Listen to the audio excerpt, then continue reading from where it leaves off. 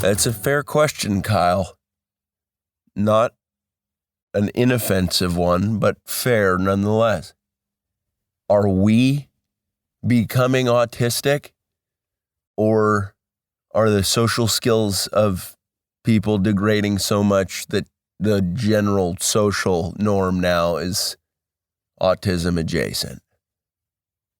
And you can't even tell whether it's a you thing or whether more and more people are like socially inept in a way that is so pronounced that it's just autism fest. Would that be a good concert, Kyle? Autism fest? Hard to say, right? DarbyCast, Wildcard Friday. If you are new to this show, scram, get lost, skedaddle. Time for you to vamoose.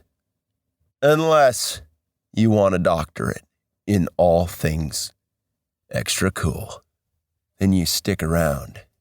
You become heroic. You spend time listening to the ins and outs of whodunits aplenty. And all of a sudden, you're on the map in a big way. You show up for the people around you.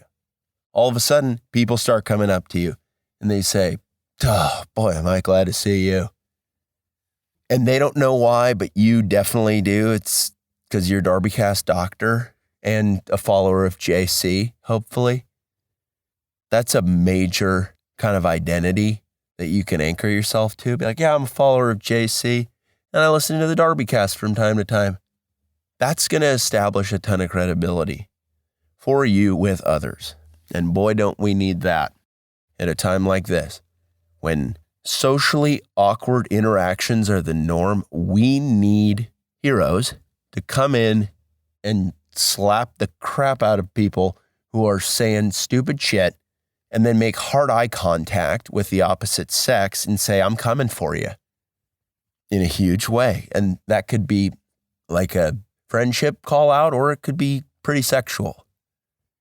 Say, I'm coming for you specifically. When was the last time you got really dynamic on picking up a chick, if you're a guy listening to this? Or if you're a lady, when was the last time you fluttered your eyelashes in a way that inspired an erection?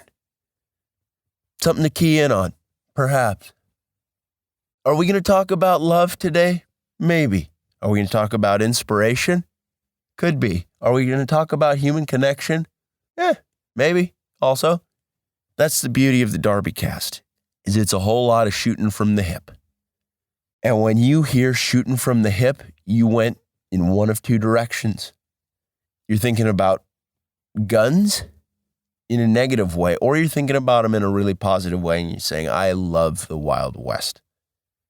I wish that I could go back in time to the Wild West with some high quality people, and don't think that that's not possible, because it's the DarbyCast, and we as a community have pretty sturdy imaginations that can rip the fabric of reality to shreds and put us in a place of adventure and education, right? Kyle, we knew it would come to this. We knew we would have a time travel journey, but we didn't know when. Boy, is that a fiasco as it relates to time travel, because you want to be pretty specific about where you're going and when you're going. Not when you're leaving, when you're going. The American frontier, we did an episode like this before, Kyle. But if we go back to the Wild West, things are going to be a little bit different, aren't they? Especially because I just changed my mind and I want to go further back in time than the Wild West. Wow.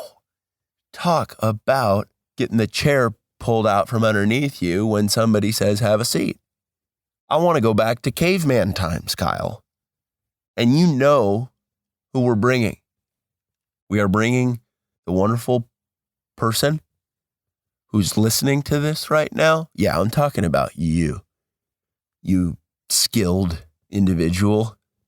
I'm not quite sure what your skill set is, but boy, are we going to find out in a caveman style setting. Boy, are we. Kyle will be there. So will I. Gosh, I just can't get over how amazing that pump fake was. Going from shooting from the hip to teasing about a Wild West journey and then saying, fuck that noise, we're going to do caveman stuff.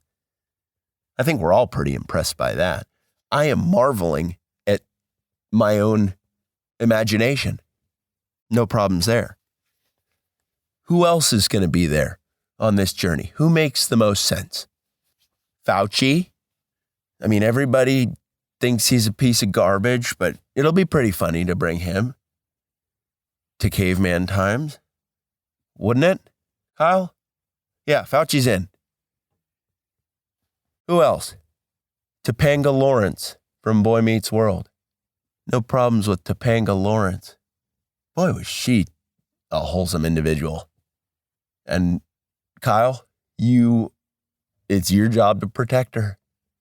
Because there's a lot of sexual violence in caveman times, Kyle. And Topanga Lawrence is a prize worth protecting. You will let nothing happen to her, Kyle. If you do, we will beat you to death with a tree trunk, as was customary in caveman times. You, me, Kyle, Fauci, Topanga Lawrence. Who else? Simon and Garfunkel, obviously. And last but not least, militant communist Senator Chuck Schumer. Why not? So we take our time machine, which is huge. It's the SS DarbyCast, pretty large vessel. Almost too impressive is the criticism that people express when they see it. They're like, gosh, the thing's like almost off-puttingly fucking sweet. And we get it, right? People are jealous. And for those of you who have never taken a time travel journey with us, let me describe what the time vessel looks like. It is about the size and exact dimensions of a United States aircraft carrier. It can fly. It can go on the high seas. And it's outfitted with the technology of Heeley shoes, so it can glide effortlessly around any parking lot. It's powered by nuclear reactors and friendship. So let's just fast forward through the process of picking everyone up. I don't want to bore you. I want to get straight to the action. But just know that when we picked up Fauci and Chuck Schumer, they were really annoying. And they were like, I don't know if I want to go. And then Paul Simon and Art Garfunkel started beating their bodies with acoustic guitars. Not playing the guitars and beating them with vibes. Quite literally smashing guitars on Fauci's legs and Chuck Schumer's low back until they were like, okay, can you stop? And then you take the opportunity as a leader to look at Fauci and Schumer and be like, you guys are total boners. And we all look at you and we're like, really? Oh, man, really well said. Topanga Lawrence is in a one piece, like not a bikini. And she's of age, okay? Don't be a pervert. This is like Topanga Lawrence in college. Maybe she's a college senior. Maybe she just graduated. Not quite sure what she wants to do with her life. She just knows that she wants a high integrity marriage to be a big part of her personal equation. Kyle, Corey Matthews had it all, but then he could be letting it slip through his fingers, provided you show up and demonstrate a lot of value. Take power poses. We have so many opportunities for you to do manly stuff in caveman times, because that's really where men thrived. Being a female back then would have been rough. You got to stay in the cave. In fact, for most time periods in human history, females were, boy, were they in danger 24/7. And that's true in a lot of places in the world. And gals in the U.S. tend to forget that. Then they go piping off about how Fauci's a great guy. And it's like, listen, babe, you are in an odd blip of history So enjoy this while it lasts. You can criticize Fauci. You can verbally fillet him. You can talk shit about Schumer. Maybe you are an ally to Schumer. As if that dude needed allies. My goodness, is he in bed with the devil himself and a lot of corporate America? But let's just kind of focus and stay in the present as we travel to the past. Art Garfunkel, Paul Simon, they shove Fauci and Chuck Schumer into a broom closet after they beat them in a big way. The guitars are broken, but they brought backups. Thank goodness. Thank heavens. I invite you up to the command center with me as Kyle gives Topanga Lawrence a back rub. Good job, Kyle. Don't touch her boobs yet. She's not ready for that. She's not. Focus, Kyle. We've got a job to do. This isn't a vacation, Kyle. This is traveling. Very different. So different. We're not going to be posting up, relaxing. In fact, that option will not be available to us because things will be intense. How do I know this? I have strong intuitions, Kyle. That's it. So we're on this beautiful time machine. You and I are in the command deck. You brought a pair of hammocks, which was so high level. Not a lot of people would have done that. And I want to give you a little bit of recognition. So I put a hand on your shoulder and I look you in the eye and I say, you matter in a big way. And you step up and you say, what if we both matter? And good Lord, am I not used to getting compliments? I'm usually issuing them. So that feels really weird to me, but it also feels kind of good. I'm not afraid to admit that. But you say, can I get you a hot chocolate or anything? And I say, no, that was, water's fine. Water's fine with me. I already have one. Enjoy the hammock. I'll pilot this ship straight back to 20,000 BC.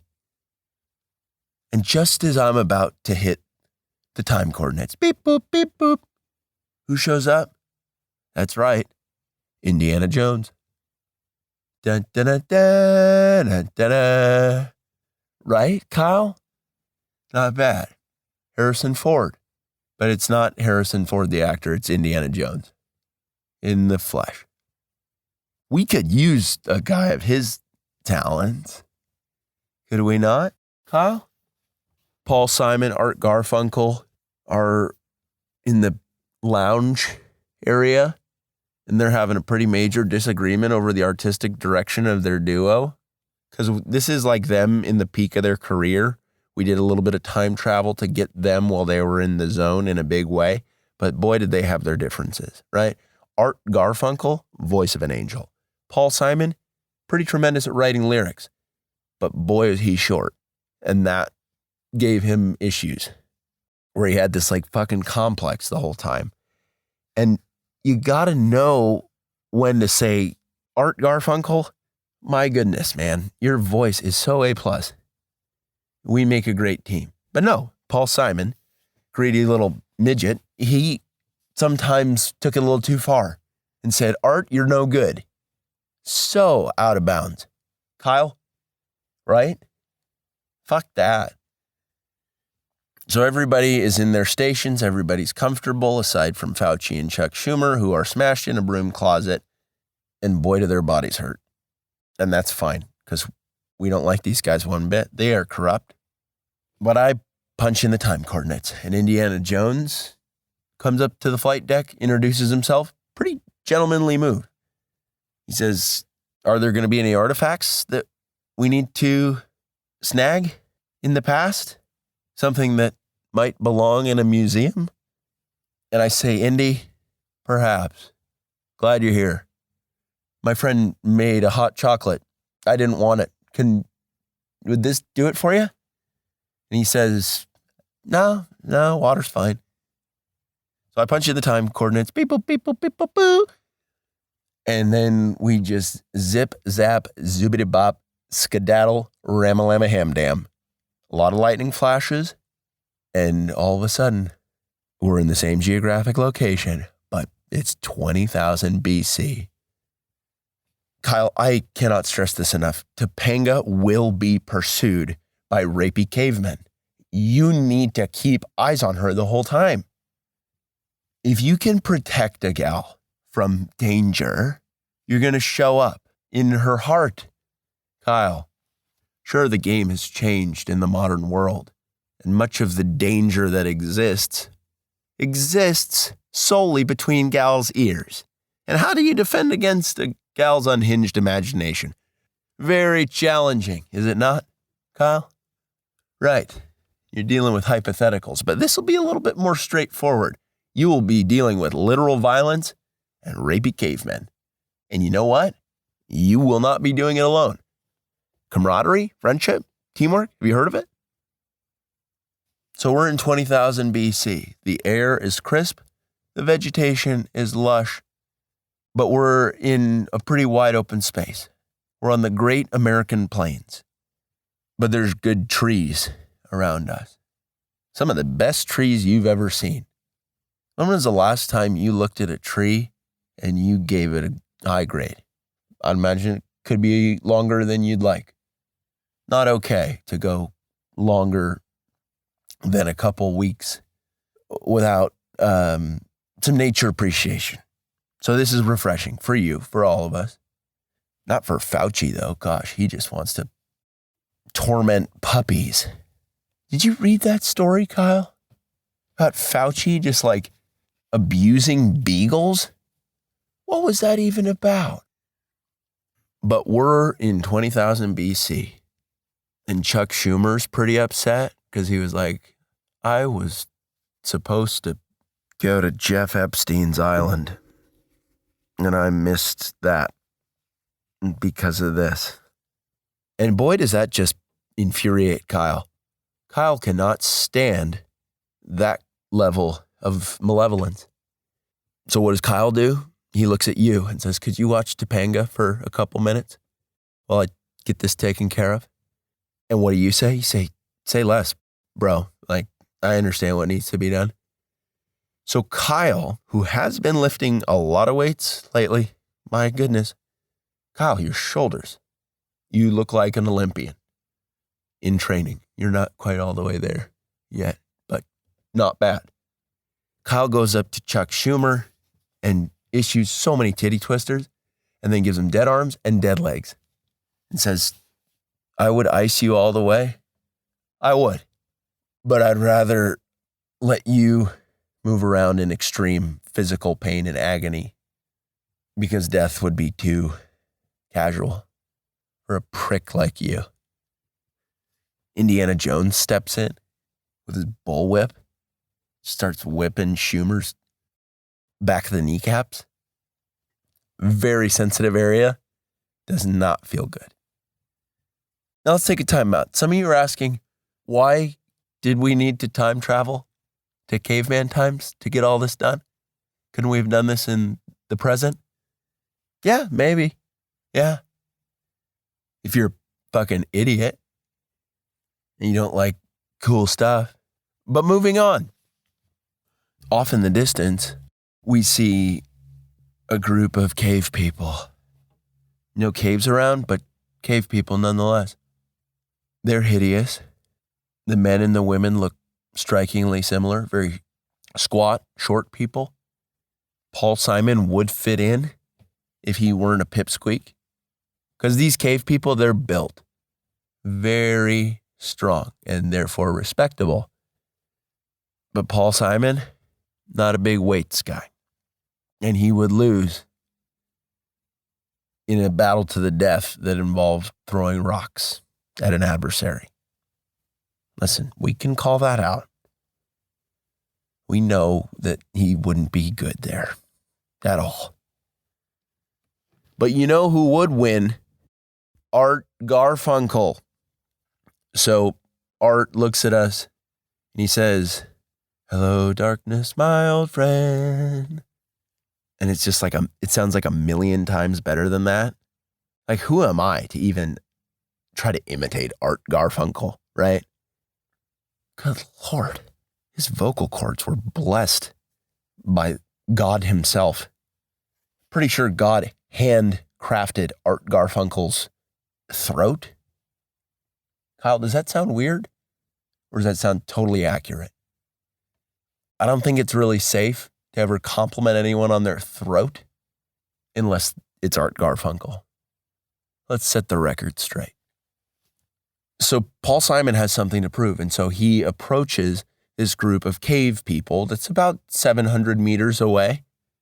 And boy, does it take him a long time to get there because of his stubby little legs.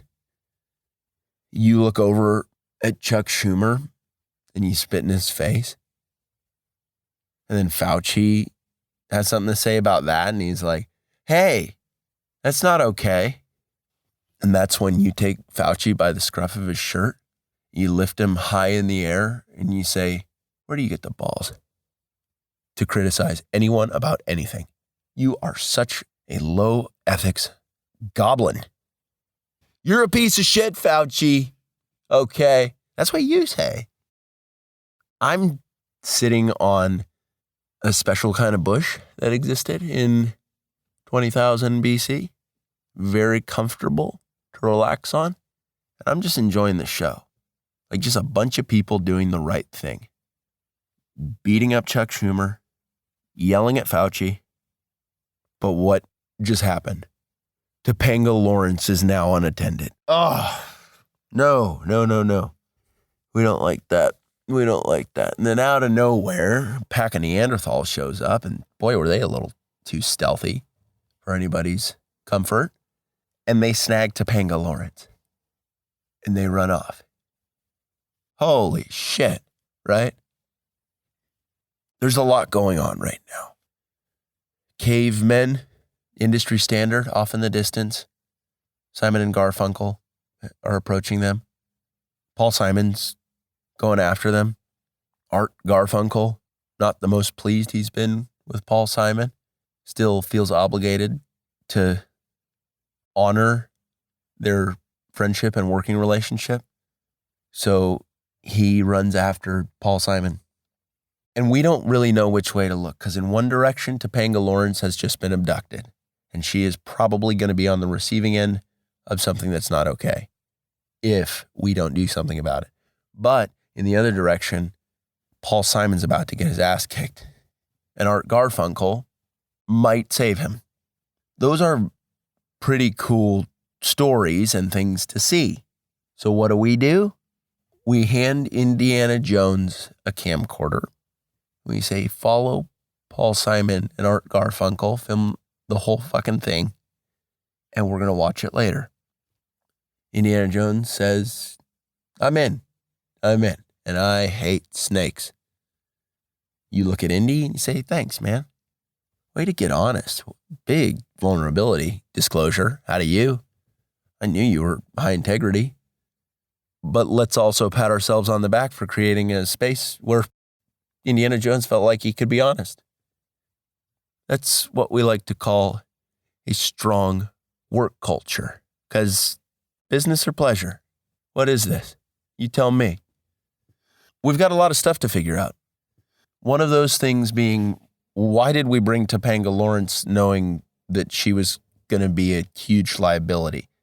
This is not modern society where gals have the world at their fingertips. But we're all good dudes. If you're a lady and you're listening to this, just like be careful as we try to recover Topanga Lawrence. Maybe you pull a G.I. Jane, shave your head as not to attract undue attention to yourself. Cave people, Neanderthals, very strong, very strong. They did not have office jobs. They didn't sit on their sack for 8 hours a day and have low T levels. They had their dicks and balls flapping in the wind, getting a lot of airflow, high T, so they could just snap gazelles' necks and drag a chick back to a cave. And that was dating. Okay. So if you're a gal and you're listening to this, just, yeah. I send you back to the time machine. And I say, if you want to continue with us, we're going to have to butch you up in a big way. You're going to have to wear a hoodie and have a buzz cut and carry around a fishing pole. That way the Neanderthals will leave you alone. So it's just you, me, and Kyle, pretty much. We only brought Fauci and Chuck Schumer there to beat him up. It was a good call. Indiana Jones is off making a film of Paul Simon, Art Garfunkel. So it's just you, me, and Kyle. And we have to rescue Topanga Lawrence. And we all say, let's rescue her. What an honest rallying cry, right? Not bad. Not bad at all. I lock the time machine because I don't know what the crime's like in this area. And we start jogging after the Neanderthals. About a mile away, we hear the piercing howl of some majestic wolves. Just, "Arr!" They can sense that we're great, these wolves. And so they start running with us. They sniffed us out. They picked up on our vibe. You, me, and Kyle. We're barefoot. We don't even care. The wolves are humongous. Then a pack of lions show up and they're down with the program too. They're running alongside us and they're bigger than modern day lions as well. Think about maybe the size of a Humvee, pretty big lions. Wolves are about the size of Toyota 4Runner. So different than what we're used to. But boy, do they fucking hate Neanderthals. Because Neanderthals are always hunting these guys, trying to take them out. But we go for a different tune in that we have the vibrational frequency of animal respect, and they know that we're really great. A third breed of animal shows up. It's rhinos, but with good eyesight. Modern day rhinos don't have good eyesight, but these ones, great eyesight. So we're running with these beasts, and all of a sudden you shout out, guys, can we take 5?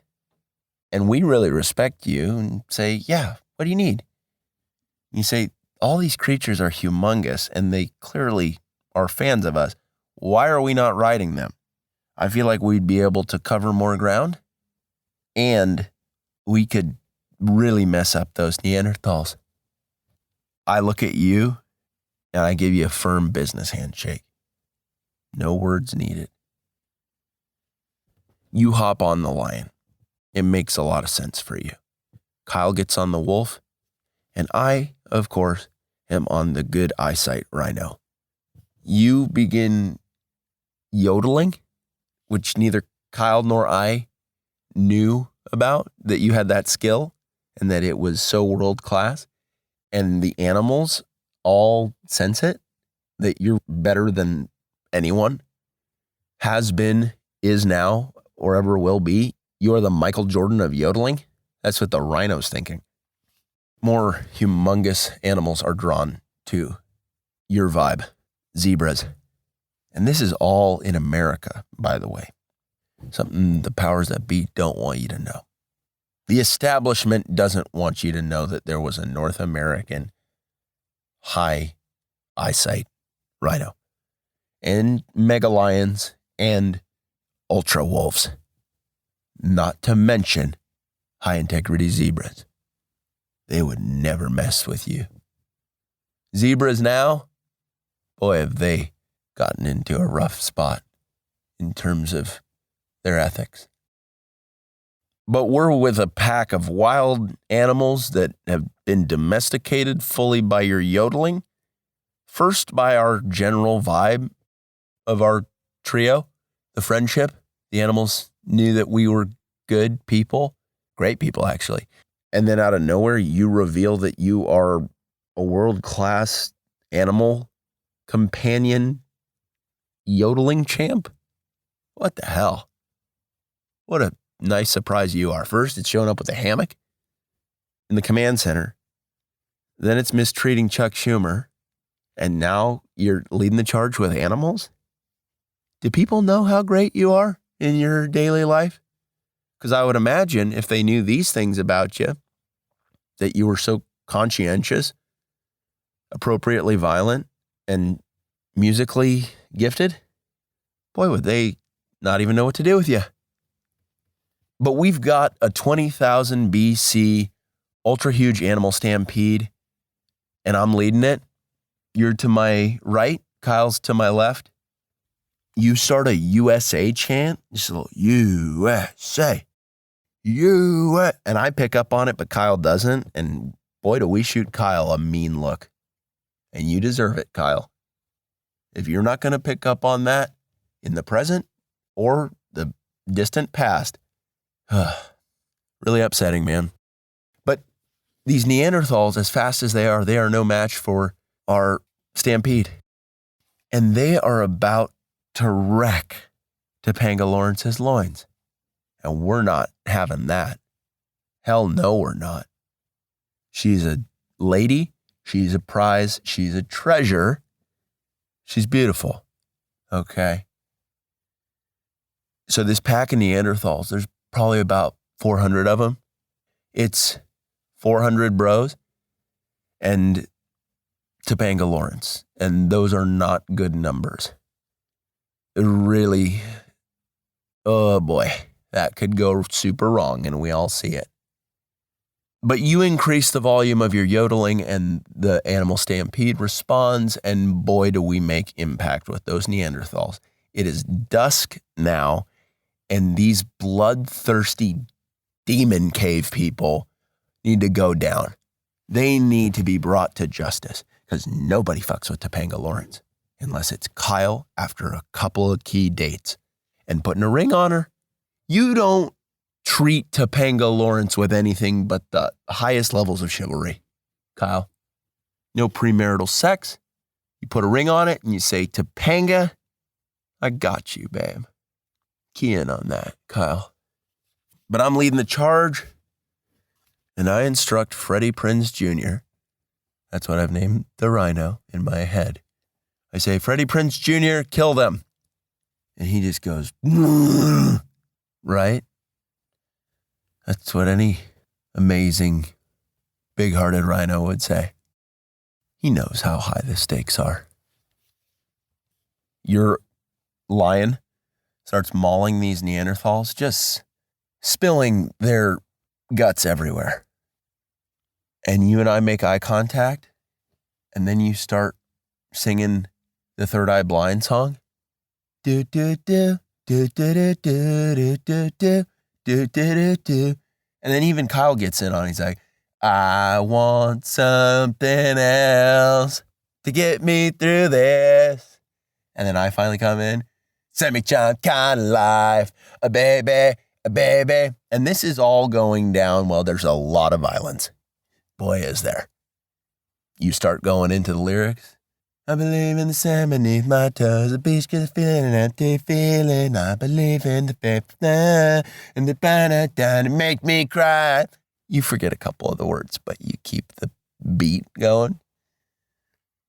Kyle tries to pivot into, I wish you would step back from that ledge, my friend. But it doesn't play at all. Not the right time, Kyle. Not at all. But we've killed 397 of the 400 Neanderthals. And then it's just you, me, and Kyle staring down the three biggest Neanderthals you could ever imagine. And Topanga is so aroused by the violence because she knows it's kind of all about her in some capacity. You and I, we're just excited to bring justice to some low ethics pieces of garbage. Kyle wants to bone Topanga. And you might get your chance, Kyle. Let's take a quick time out. A lot of you might be astounded at the historical realism and accuracy of this. Because what do we represent? You, me, and Kyle. That's right. Cro-Magnon, the hominid species that all but wiped Neanderthals off the face of the planet by doing what? Domesticating animals to hunt them at night.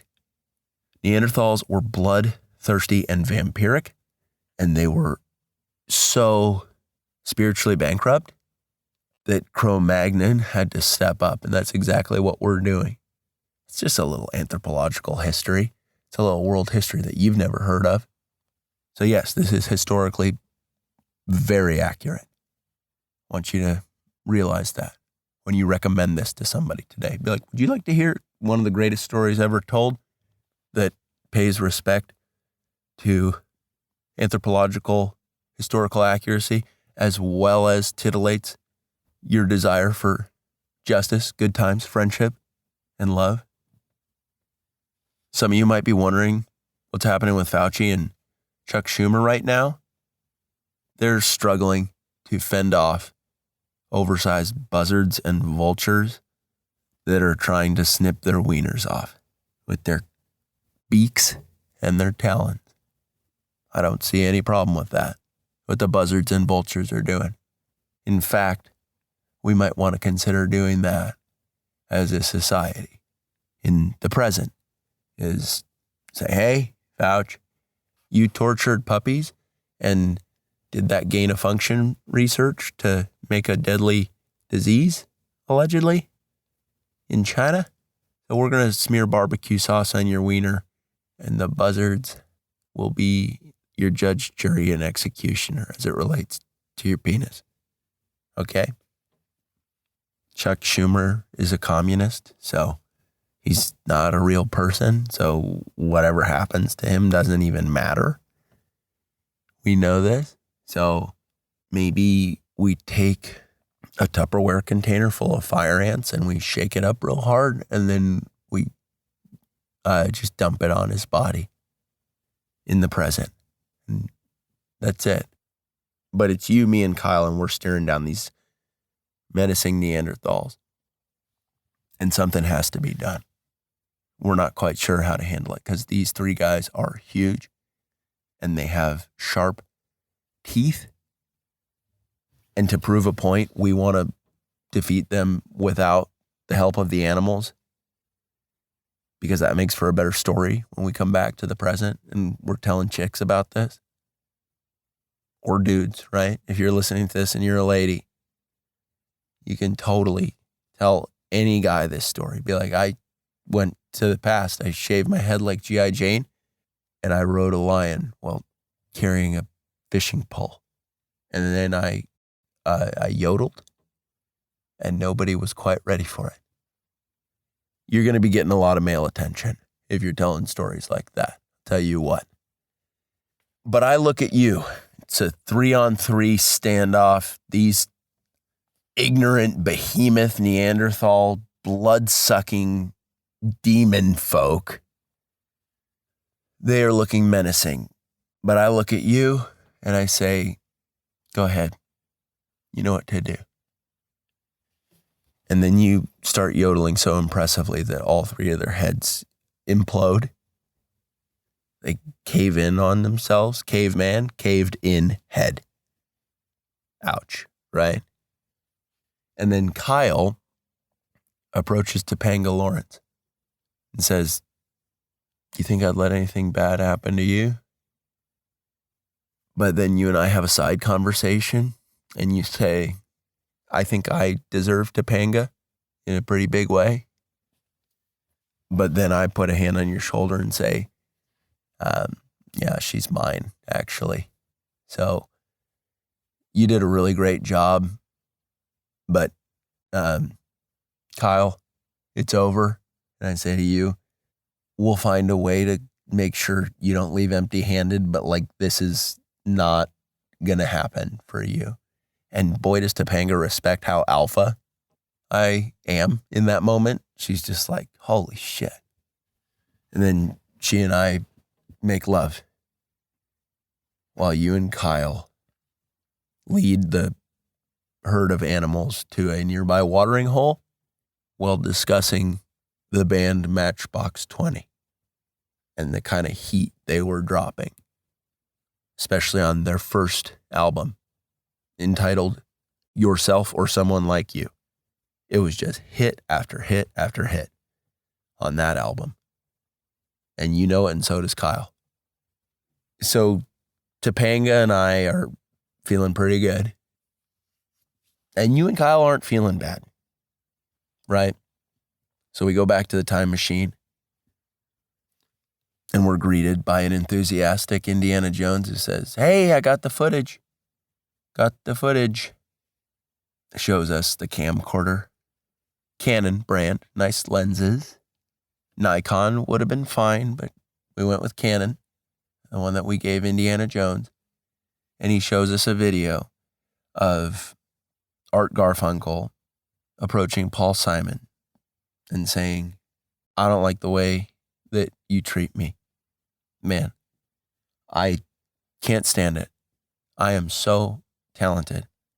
And you just think it's all about you, you little fucking midget." And Paul Simon didn't have a good rebuttal for that. He tried to start singing, "You can call me Al." And Art was like, "I love these lyrics, but your voice is not that impressive, Paul. Come on, dude." And finally, Paul Simon, he gives up. He says, "All right, Art, you got me. You got me, Art.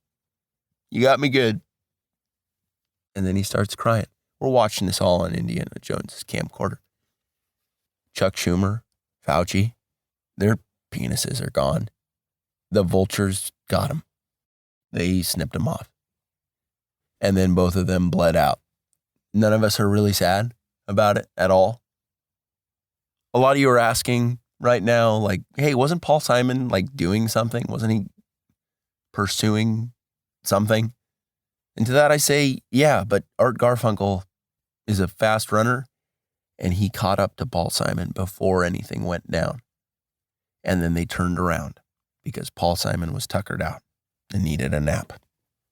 You turn to me, you whisper in my ear, you say, "I wish we had brought Phil Collins instead of Paul Simon."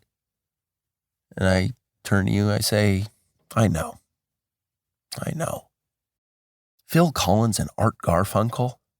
Boy, would they have been a combo. Holy jeez. Right? But we all get back on the time machine and we head back to the present, and we have learned a lot of lessons, have we not? And that's what you get on the DarbyCast. If this was your first episode, just know that about 30% of the episodes go a lot like this. Another 30% are a bit more straightforward. And then the last 40% of episodes, I'm not even going to tell you what they're like. You're going to have to discover that for yourself. But that's DarbyCast. That's Wildcard Friday. Take whatever you gained from this and use it.